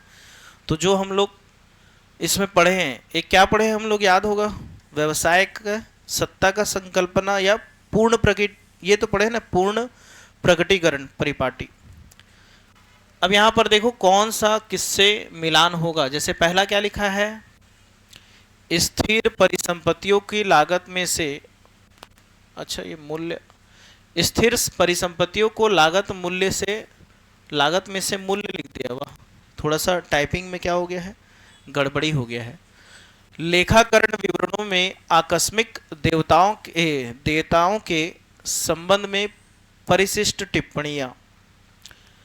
क्या बोला है? आकस्मिक देयता, आकस्मिक देयता। और यहां पर तीसरा देखते हैं, महत्वहीन मदों और अथवा घटनाओं को जो आर्थिक प्रभाव से महत्वहीन है प्रकट करने की आवश्यकता नहीं होती है। स्वामी द्वारा व्यक्तिगत व्ययों की पूर्ति के लिए क्या कर लेता है? आहरित रोकड़ है। अब यहां पर ये कौन कौन से सिद्धांत के अंतर्गत आएंगे ऐसे करके पूछ रहा है। तो देखिए यहां से कौन सा आपको मिल रहा है? पूर्ण प्रकटीकरण वाला याद है? पूर्ण प्रकटीकरण। तो यहां पर प्रकटीकरण में क्या होता है कि चीजों को हम क्या करते हैं? पूरा जैसा है वैसा बताते हैं यहां पर। तो देखो यहां पर कौन सा ऑप्शन आएगा? महत्वहीन मदों अथवा घटनाओं को जो आर्थिक, क्या बोला है यहां पर? आर्थिक प्रभाव में महत्वहीन है, प्रकट करने की क्या है? आवश्यकता।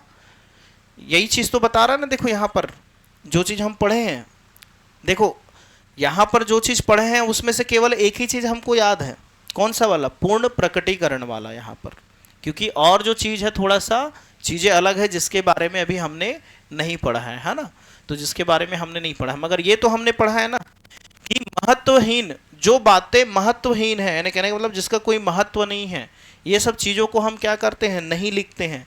तो ये किसको बताएगा आपका, ये पूर्ण प्रकटीकरण। तो यानी कहने का मतलब सी का क्या मिल रहा है आपको, 4, सी का 4 कहां पर दिख रहा है, बी और डी दोनों में है। तो और इसके बाद और देखिए और कहां से मिल सकता है आपको, व्यवसाय सत्ता की संकल्पना। तो व्यवसाय सत्ता की संकल्पना कहां पर दिख रहा है, लेखा विवरणों के आकस्मिक देयताओं से संबंधित नहीं। डी, स्वामी द्वारा व्यक्तिगत व्यय की पूर्ति के लिए आहरित रोकड़, डी का 3 कहीं दिख रहा है क्या, डी में। तो इसका सही ऑप्शन हो जाएगा ये डी हो जाएगा, इसका सही ऑप्शन डी हो जाएगा। ठीक है, तो कई क्वेश्चन ऐसे आएंगे एग्जाम में जिसके सारी चीजों को हमने नहीं पढ़ा है ना, सारे रूल्स को हमने नहीं पढ़ा। यहाँ पर ये जो आ गया सुनाम प्रतिष्ठान संकल्पना, महत्वपूर्ण परिपाटी, ये अभी परिपाटी वाला क्वेश्चन हमने करा ही नहीं है, हमने देखा ही नहीं है अभी इस चीज़ को। हालांकि ये कहाँ का क्वेश्चन है, नेट का क्वेश्चन है ना, नेट एग्जाम में आया हुआ क्वेश्चन है। तो यहाँ पर केवल हमको एक ये पढ़े थे प्रकटीकरण, ये पता था, और एक जो व्यवसाय सत्ता का संकल्पना बोला है उसको हमने इसके अंतर्गत ले लिया है। तो जिससे ऑप्शन नंबर क्या हो जाता है, डी इसका सही हो जाता है। चलो आते हैं अगले क्वेश्चन पे। तो इसमें देखिएगा क्या लिखा है, नीचे दी गई पद्धतियों में से किनके द्वारा गुप्त आरक्षित लेखा सृजित किया जाता है। यहां लिखा है पूंजी व्यय को संचालन लेखा से प्रभावित करके। थोड़ा सा क्वेश्चन अटपटा सा है ना, यानी नीचे दी गई पद्धतियों में से किनके द्वारा गुप्त आरक्षित लेखा सृजित किया जाता है, यानी जो हम रिजर्व बनाते हैं, हम क्या बनाते हैं, रिजर्व जो बनाते हैं, उसी के बारे में यहां पर पूछना चाह रहा है कि जो हम रिजर्व बनाते हैं या रिजर्व का सृजन करते हैं वो किसके लिए करते हैं, इन्हें कैसे करते हैं। क्या हम पूंजी व्यय को संचालन लेखा से प्रभावित करके कर सकते हैं, कर सकते हैं। पूंजीगत व्ययों को किससे प्रभावित करके, संचालन यानी रेवेन्यू से या ऑपरेटिंग से उसको क्या कर सकते हैं, प्रभावित करके आप क्या कर सकते हैं, पैसे को निकाल सकते हैं।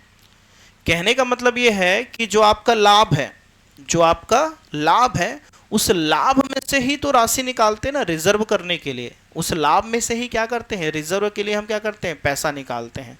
तो हम ये भी तो बता सकते हैं कि जो पूंजीगत व्यय है, यानी जो हम स्थायी संपत्ति को खरीदने के संबंध में हम जो खर्चा कर रहे हैं, आप ये चीज सुने हो ना, एक वर्ड होगा हरास कोष, सुने हो, हरास कोष खाता सुने हो कि नहीं, याद आया कि नहीं याद आया।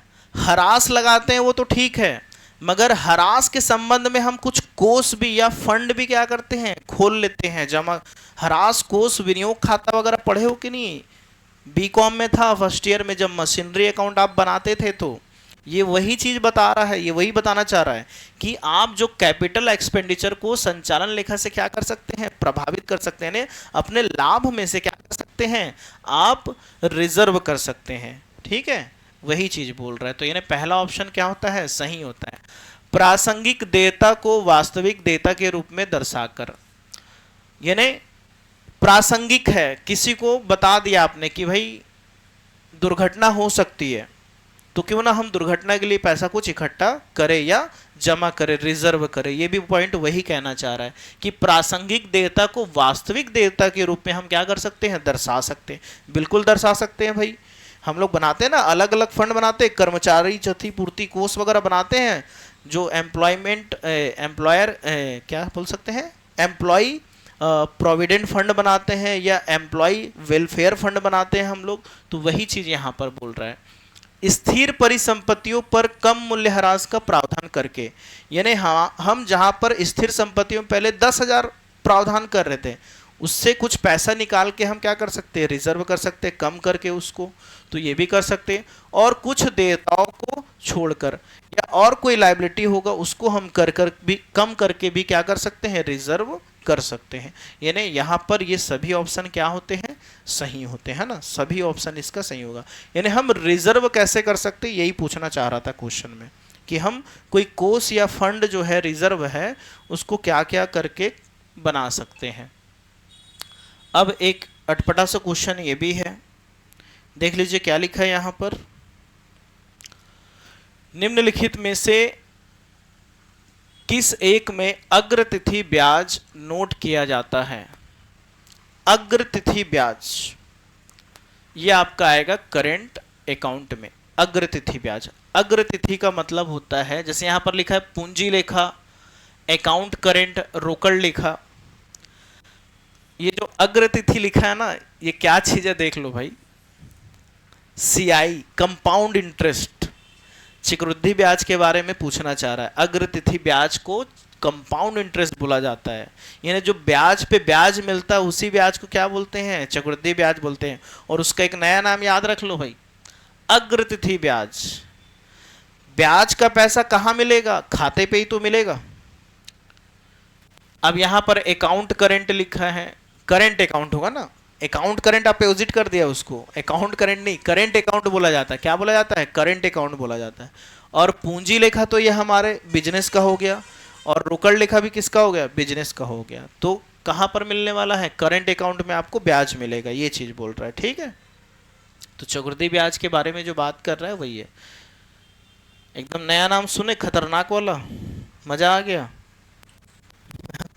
इतना खतरनाक वर्ड देगा तो बच्चे लोगों को आता रहेगा मगर वो भी नहीं बना पाएंगे। अरे यार क्या बोल रहा है, ये समझ में ही नहीं आ रहा है। इतना खतरनाक हिंदी कई बार दे देता है ना, हिंदी वाले खुद घबरा जा रहे थे तो इंग्लिश वालों का तो फिलहाल ही खराब है, फिर बोलो, है ना। तो सामान्यतः स्वीकृत लेखाकरण सिद्धांतों के अनुसार निम्नलिखित कौन सी परिशोधन प्रणाली अमूर्त परिसंपत्तियों के लिए प्रायः अनुशंसित की जाती है। तो देखिए यहां पर लिखा वर्षों के अंकों का जोड़, सीधी रेखा, उत्पादन की इकाइयां, दोहरा गिरता शेष। यहां पर बोलना क्या चाह रहा है ये चीज पकड़ना बहुत महत्वपूर्ण है ना। जो क्वेश्चन है यहां पर इसको पकड़िए, परिशोधन प्रणाली और अमूर्त संपत्ति। मैंने बताया था अमूर्त संपत्ति को ही क्या बोलते हैं, उस दिन क्लास में हम बात कर रहे थे। अमूर्त संपत्ति जो है, अमूर्त संपत्ति जो है इसी को क्या स्थायी संपत्ति बोलते हैं, मैंने बताया था आपको, यही बताया था मैंने। अमूर्त संपत्ति को स्थायी बताया था मैंने, नहीं, मूर्त संपत्ति को क्या बोला जाता है, स्थायी संपत्ति। और एक मैंने बताया था, तीसरा संपत्ति आपको बताया था अमूर्त संपत्ति, जिसके अंतर्गत किसको किसको लिया जाता है, जैसे ख्याति वगैरह लिए थे, है ना, ये चीज के बारे में, ख्याति वगैरह।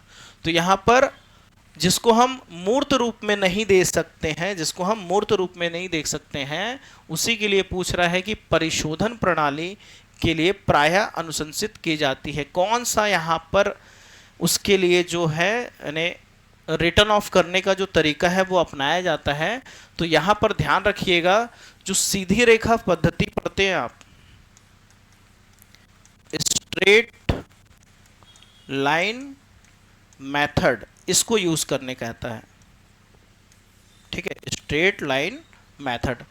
इस पद्धति के अनुसार इसका क्या किया जाता है, परिशोधन किया जाता है। तो थोड़ा सा ध्यान में रखिएगा कि अमूर्त संपत्ति बोलेगा कि इसका परिशोधन आप किस विधि से करेंगे, तो आपको ध्यान रखना है सीधी रेखा पद्धति। सीधी रेखा पद्धति को ही क्या बोलते हैं, स्थायी किस्त पद्धति, फिक्स्ड इंस्टॉलमेंट मेथड, या जिसको हम ओरिजिनल कॉस्ट मेथड भी बोलते थे, याद है कि नहीं, मूल लागत पद्धति बोलते थे, वही चीज है ये। तो यहां पर क्वेश्चन में ये चीज आपको ध्यान रखना है कि जब आपको अमूर्त परिसंपत्ति के बारे में बोलेगा, उसका परिशोधन करना है, तो कौन से मेथड को फॉलो किया जाता है, सीधी रेखा पद्धति, एक आपको ये ध्यान रखना है।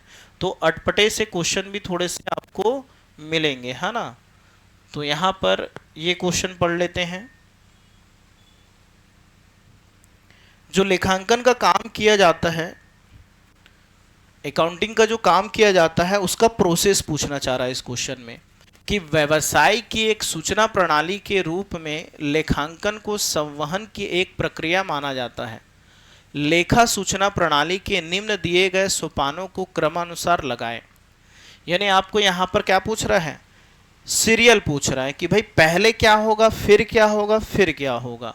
तो सबसे पहले तो क्या होगा, व्यवसायिक क्रिया होगा और लेन देन होगा।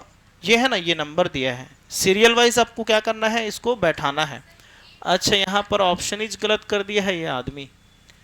सबसे पहले इसका आंसर लिख लो। इसका आंसर जो है सबसे पहले भाई हमेशा क्या होता है, व्यवसायिक क्रिया और लेन देन होगा ना। पहले तो व्यवसायिक क्रिया होगा। अच्छा अच्छा, ये 1 2, अच्छा ये चीज, ये 3 हो गया और ये 4 हो गया। ठीक है, तो चलो अब देख लेते हैं ऑप्शन में कहीं मिल रहा हो तो तीसरा ऑप्शन कहीं दिख रहा है क्या, एक यहाँ भी दिख रहा है और एक यहाँ भी दिख रहा है। तो सबसे पहले व्यवसायिक क्रिया और लेन देन, उसके बाद आंकड़ों का प्रोसेस में जो भी डाटा हमको मिला है उसको क्या करते हैं, प्रोसीड करते हैं, है ना। डाटा को क्या करते हैं, प्रोसीड करते हैं। तो 3 और 4 कहीं दिख रहा है क्या, हाँ। तो ये आपका ऑप्शन नंबर डी जो है ये आपका सही होगा। तो पहले व्यवसायिक क्रिया या लेन देन होगा, उसके बाद आंकड़ों का प्रक्रियाकरण होगा, फिर आंकड़ों को रिकॉर्ड करोगे और फिर उसके बाद उसका संवहन करोगे, यानी संवहन मतलब फ्लो करोगे उसका बाद में। तो पहले व्यवसायिक क्रिया या लेन देन हुआ, उसके बाद आंकड़े जो है उसका आपने प्रोसेस के हिसाब से लिखा, आंकड़ों को फिर रिकॉर्ड किया और उसके बाद उसको संवहन किया। तो ये हो गया इसका 47 का आंसर। चलो लास्ट है, क्या लिखा है देखिए, सेकंड लास्ट, थर्ड लास्ट, जो भी है 48। एक लेखा अवधि के व्ययों का निर्धारण किस एक संकल्पना पर आधारित है, मिलान, लागत, मुद्रा या लेखा अवधि। क्वेश्चन में ही आंसर दिख रहा है, एकदम इजी है। हाँ वही तो है, एक लेखा अवधि के व्ययों का निर्धारण किस संकल्पना पर आधारित होगा। अवधि, लेखा अवधि की संकल्पना के आधार पे होगा। सिंपल सा क्वेश्चन है एकदम, है ना। तो कई बार सिंपल सा क्वेश्चन भी क्या हो जाता है, गलत हो जाता है। चलो एक और आ गया, सूची 1 को सूची 2 से क्या करना है, मिलाना है। अब देखिए यहाँ पर जो मेथड आपने पढ़ा है उस पर थोड़ा सा दिमाग लगाना है। चलिए देखिए, तो सूची 1 को सूची 2 से मिलाना है। पहला लिखा है व्यावसायिक इकाई, फिर द्विपक्षीय, लेखा अवधि, मुद्रा मापन। मुद्रा मापन लिखा है, लेखा अवधि। देखो एक चीज यही समझ में आ रहा है, सबसे पहले लेखा अवधि को पकड़िए क्वेश्चन में, कि लेखांकन की जो अवधि है यहां पर क्या दिख रहा है, ये दिख रहा है 31 दिसंबर 2004 को बैलेंस शीट। यानी लेखा अवधि जो रहता है वो हमेशा लिखते हैं ना हम लोग कि कौन से दिनांक को समाप्त वर्ष के लिए होता है, for the years ended on लिखते हैं हम लोग। तो ये लेखा अवधि किसको बताएगा, सेकंड वाले को, यानी तीसरे का क्या आ रहा है, दूसरा। तो यहां पर देखो तीसरे वाले के लिए दूसरा कौन सा दिख रहा है, नहीं नहीं यहां पर इसको ये सही से वो बनाया नहीं लग रहा है क्वेश्चन, 1 4 ऐसा करके लिख दिया है। तो यहां पर जो तीसरा वाला जो देख रहे हैं, तीसरा के लिए क्या है, दूसरा। तो ये मान लो यहां पर ऐसे लिखा रहना चाहिए था इसको, है ना। थोड़ा सा वो चीज नोट नहीं किया है ये। तो देखो सेकंड वाले के लिए जो आंसर, थर्ड वाले के लिए कौन सा होगा, 2। तो थर्ड वाले के लिए 2 यहां पर भी दिख रहा है, यहां पर भी दिख रहा है, दोनों जगह पे है। मान लो ये तीसरा ऑप्शन है ना, ये तीसरा है ये। जैसे यहां पर मान लो, एक मिनट ना, यहाँ थोड़ा सा ऑप्शन को इस लिखते समय ना इन्होंने ना थोड़ा सा ध्यान नहीं रखा है। तो मान लो ये पहला है, ये दूसरा है, ये तीसरा और ये चौथा है, ऐसा पहला, दूसरा, तीसरा और चौथा। जी, तो तीसरे वाले का जो आंसर होगा वो कौन सा होगा, 2 होगा। तो 2 यहाँ भी है, यहाँ भी है, यहाँ पर नहीं है, मतलब इसका आंसर ये दोनों, तो ऑप्शन को आप क्या करिए, कैंसल कर दीजिए। अब द्विपक्षीय, क्या दिख रहा है, द्विपक्षीय। तो बैलेंस शीट के देयता पक्ष में पूंजी आएगा कि 5000 मजदूरी, जो मजदूरी देते हो आप, वेजेस देते हो, तो कोई भी चीज पेमेंट करते तो हम हर प्रत्येक व्यवहार का क्या करते हैं, दोहरा प्रविष्टि करते हैं ना। ये वही चीज बता रहा है कि हम प्रत्येक व्यवहार का 2 बार, एक डेबिट करते हैं और एक क्रेडिट करेंगे। यानी मजदूरी क्या करोगे, डेबिट करोगे और 2 कैश अकाउंट लिखोगे। तो दूसरा जो है वो तीसरे को बता रहा है, तो दूसरा जो है तीसरे को बता रहा है, मतलब ये ऑप्शन नंबर आपका सी जो है ये राइट आंसर होगा। तो कई बार देखो जो चीज पढ़े हो मगर कितना कठिन लग रहा है, ये एकदम वो उस तरीके से नहीं दिया ये क्वेश्चन जैसा नॉर्मल आपको मिलता है। तो यहाँ पर थोड़ा दिमाग लगाने वाला चीज है कि भाई 5000 मजदूरी के लिए बस इतना लिख दिया। तो आपको ये ध्यान रखना है कि यह क्या है, एक व्यवहार है, ट्रांजैक्शन है, जिसको हम द्विपक्षीय प्रणाली के आधार पे क्या करते हैं, एंट्री करते हैं। तो इसलिए इसका जो द्विपक्षीय का ये आ जाएगा। और लेखा अवधि जो है आपको दिनांक जो दिया है वो लेखा अवधि या लेखांकन पीरियड को बताता है। और मुद्रा मापन जो चौथा पॉइंट है, तो ख्याति का जो मूल्य कितने का आंका गया है, 10,000 रुपए का। तो जिस भी चीज को आप मुद्रा में क्या कर सकते हैं, माप सकते हैं, उसको आप मुद्रा मापन पद्धति के अनुसार शो करते हैं। तो ख्याति का मूल्यांकन 10,000। और एक बच गया कौन सा, व्यवसायिक इकाई।